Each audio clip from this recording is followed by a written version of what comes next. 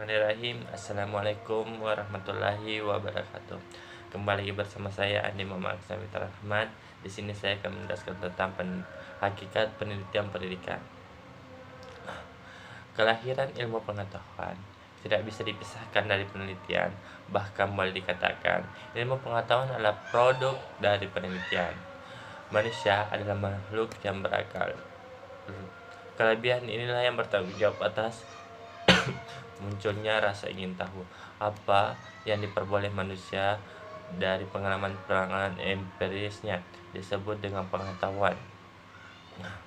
Pengetahuan manusia dibagi dalam 5 jenis, yaitu pengetahuan spiritual, pengetahuan intuitif, common sense, logika murni, dan pengetahuan ilmiah.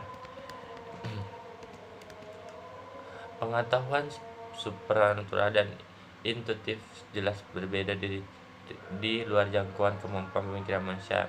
Sebaliknya, akal sehat, logika, dan pengetahuan ilmiah berada dalam jangkauan kemampuan pemikiran manusia. Jadi, dalam hal ini kita akan membahas 3 pengetahuan, yaitu common sense, ya artinya akal sehat, logika murni, dan pengetahuan ilmiah. Common sense secara harfiah, common sense artinya pikiran awan sehari-hari, masuk akal, pikiran sehat. Ia merupakan gagasan, pendapat, dan penilaian yang sehat, lazim, dan disepakati oleh masyarakat. Contohnya, tidak menyentuh panci yang panas, memakai jaket saat berada di daerah dingin, tidak tertawa saat melayat di rumah duka, dan yang terakhir meminta maaf bila salah, dan lain-lainnya. Logika, yang kedua itu logika ya. Logika secara terminologis, logika didefinisikan sebagai teori tentang penyimpulan yang sahih. Penyimpulan yang sahih disebut logika atau masuk akal. Contohnya itu, setiap yang hidup pasti akan mati. Manusia adalah makhluk hidup, jadi manusia akan mati. Yang terakhir itu scientia atau sains, berakal dari bahasa Latin scientia yang berarti ilmu pengetahuan. Jadi dapat kita definisikan sains sebagai pengetahuan yang diperoleh melalui pembelajaran dan pembuktian. Contohnya, seorang menemukan pengetahuan bahwa mengapa semua benda jatuhnya mesti ke bumi atau ke bawah, itu tak lain karena adanya gravitasi bumi. Ini adalah pengetahuan. Kita masuk ke hakikat penelitian. Ilmu pengetahuan terkait dengan masalah. Masalah adalah bagian dari ilmu pengetahuan. Jika tidak ada masalah, maka tidak akan muncul ilmu pengetahuan.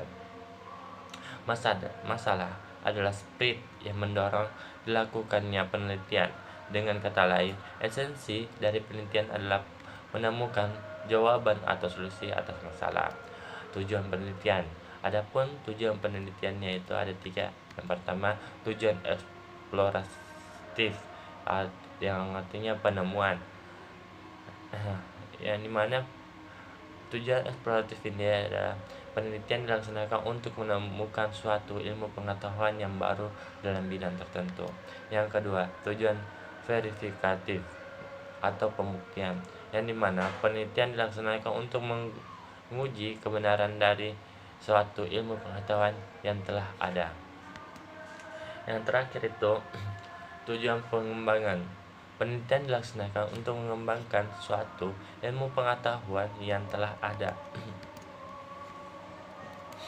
Jadi ada 3 tujuan dari penelitian tersebut. Oke. Sekarang kita pindah ke fungsi penelitian. Fungsi penelitian berdasarkan fungsinya. Penelitian dapat dibedakan dari 3 jenis, yaitu penelitian dasar, penelitian terapan, dan penelitian evaluatif. Pendekatan penelitian pendidikan. Pendekatan positif. Pendekatan ini memang sebagai suatu yang berdimensi tunggal, fundamental, dan cenderung bersifat tetap, bahwa fakta tentang objek yang diteliti harus lepas dari intuitif pribadi penelitian. Nah, mungkin itu saya dapat sampaikan. Lebih dan kurangnya mohon dimaafkan. Wabillahi taufiq wa hidayah. Wassalamualaikum warahmatullahi wabarakatuh.